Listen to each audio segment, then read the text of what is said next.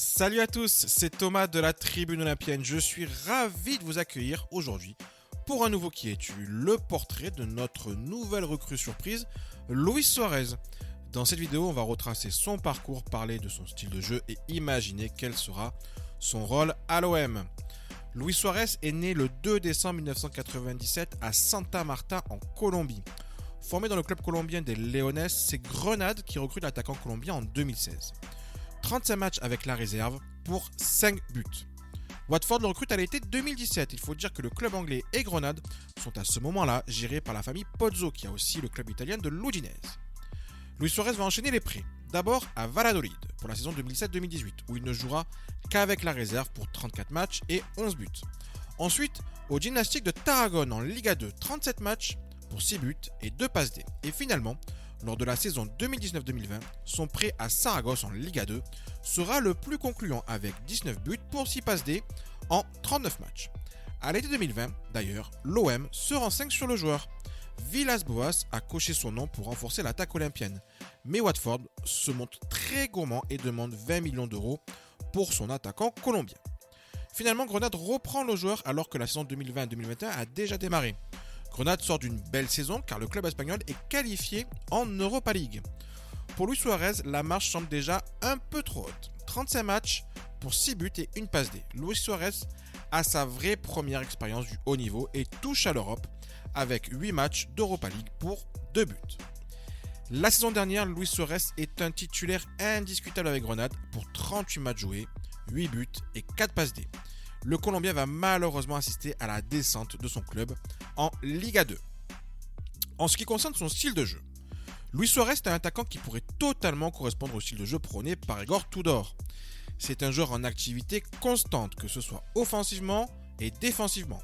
Le genre de joueur très utile dans un collectif qui va faire des appels tranchants et qui a une bonne pointe de vitesse. Il va donc apporter de la profondeur comme ce que peut faire par exemple un Bamba Dieng. La plupart de ses buts lors de sa saison réussie à Saragosse ont été marqués de la sorte. Luis Suarez a aussi une bonne faculté à éliminer son adversaire.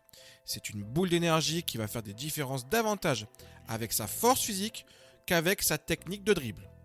Avec Suarez, l'OM a donc récupéré un attaquant qui aime faire des efforts sur tout le front de l'attaque et nul doute qu'il sera le premier à faire le pressing tant voulu par Igor Tudor. Au niveau de ses défauts, Suarez a un vrai problème d'efficacité devant le but. À part sa saison avec Saragosse, Suarez n'a jamais dépassé les 10 buts inscrits en une saison, que ce soit en Liga ou en Liga 2. C'est évidemment son plus gros axe de progression.